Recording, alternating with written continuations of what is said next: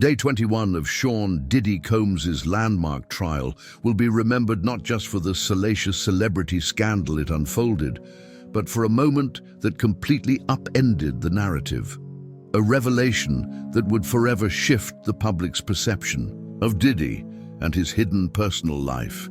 It was a day when a young man, Justin Dior Combs, long shrouded in secrecy, came forward to speak his truth, exposing not only the hidden corners of his relationship with his father, but the emotional complexity of a bond fraught with hidden devotion and paternal regret. The courtroom, usually filled with legal maneuvering and media spectacle, was struck silent as Justin's testimony took center stage, breathing life into a legal case that had, until that point, seemed like little more than a media circus. The day began with Diddy himself on the stand, fielding a barrage of questions from the prosecution about his decisions regarding Justin's upbringing, his finances, and the protective measures he had taken to preserve his son's privacy.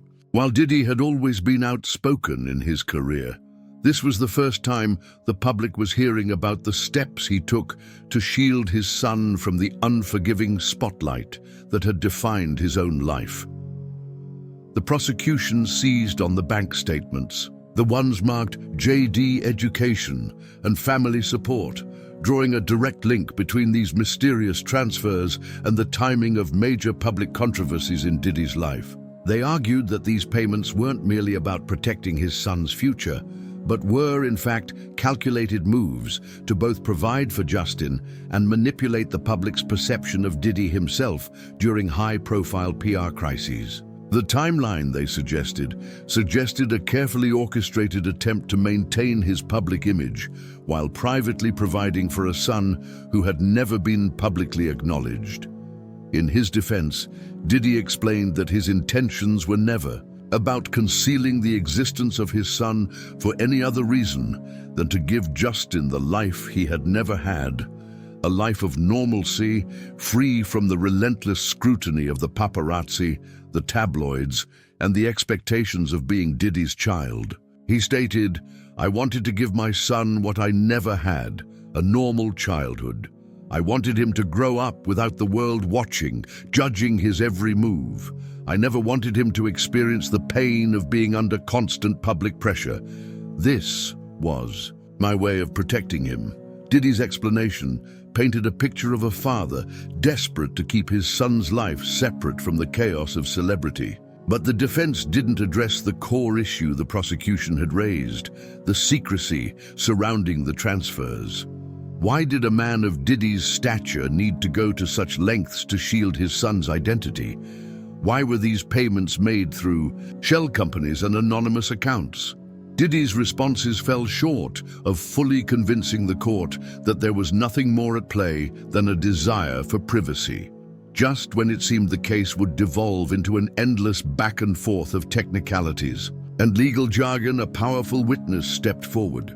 Marcus Allen, a family friend who had known both Diddy and Justin intimately, offered a startling glimpse into Justin's life, the life he had led behind the veil of secrecy.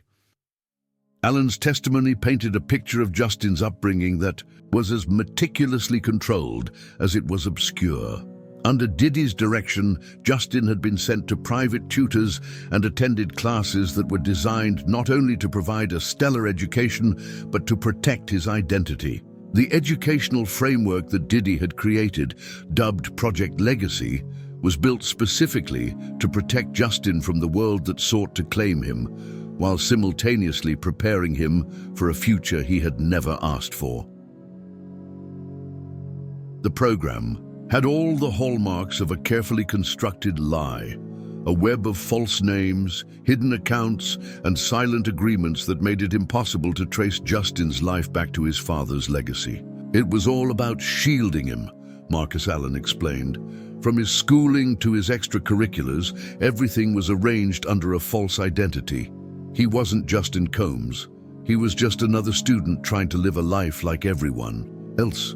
Allen described the extreme lengths Diddy went to in order to maintain this semblance of normalcy. Midnight drop-offs at school auditoriums, quick, whispered goodbyes in the dark, and private entrances to avoid media attention. These were the daily rituals that defined Justin's existence. Despite being Diddy's son, he had rarely been seen at public events, let alone by his father's side. Instead, his life unfolded in private, far away from the public eye that had consumed his father's every move. Perhaps the most poignant part of Alan's testimony was his description of the emotional toll this lifestyle had taken on both father and son. "I remember seeing Diddy look at Justin at family gatherings," Alan said, his voice softening.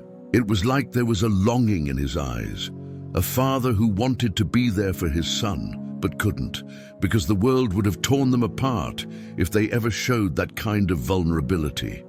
And for Justin, I could see the pain too. There was always this quiet ache in him, like he knew something was missing, but he couldn't name it." These accounts painted a striking contrast between the public, larger-than-life persona of Sean Combs and the private, guarded father who had spent years keeping his son at arm's length from the world. What was clear from Alan's testimony was the immense pressure Justin had been under to live a life that was anything but his own, a life dictated by his father's need for privacy and control. The most shocking moment of day 21 came when Justin Dior Combs himself stepped onto the witness stand. At just 18 years old, he was no longer the child who had been shielded by his father's decisions, but a young man who was now willing to share his own side of the story. As Justin began to speak, the courtroom fell into a stunned silence. His voice was steady, though tinged with a quiet sadness. He spoke not just about the logistical arrangements of his life, but about the emotional isolation that came with growing up in secrecy. "I love my father," Justin began, his gaze drifting toward Diddy, who sat rigidly at the defense table. "But there were times when I didn't understand why I had to live like this, why I couldn't just be his son openly. There were moments when I felt like I was a secret, like I didn't matter as much as his public image. It hurt to know he loved me, but couldn't show it." He recounted the sacrifices his father made, the hidden financial transfers, and the lengths to which Diddy had gone to protect him. Yet, he admitted that he had always wondered whether this protection was really about him or about his father's own desire to maintain control and manage his image. "I know my dad wanted to protect me," Justin said, his voice breaking. "But in a way, I felt like I was being kept in the shadows of his life. I wanted him to be proud of me, not just as his son, but as myself." His testimony brought an unexpected wave of emotion into the courtroom. Justin didn't just reveal a son's resentment. He also conveyed a deep, yearning love for a father who, despite his flaws, had only ever tried to do what he thought was best. There was no bitterness in Justin's words, only a sense of longing for a connection that had always felt just out of reach. As the day came to a close, the emotional weight of the testimony lingered in the courtroom. The public had been presented with a complex portrait of Sean Diddy Combs, one that was no longer confined to the image of the mogul who built an empire through music, business, and media. Instead, they were now given a glimpse into the private struggles of a father who had tried to navigate the waters of fame while attempting to protect the most important person in his life, his son. For Justin Dior Combs, Day 21 marked not just the end of his silence, but the beginning of his own voice, one that would no longer be hidden behind aliases and shadows. As the courtroom emptied, the world was left to ponder what this revelation would mean for Diddy's legacy and for Justin's future. It was a moment of reckoning, not just for a celebrity, but for a father and a son.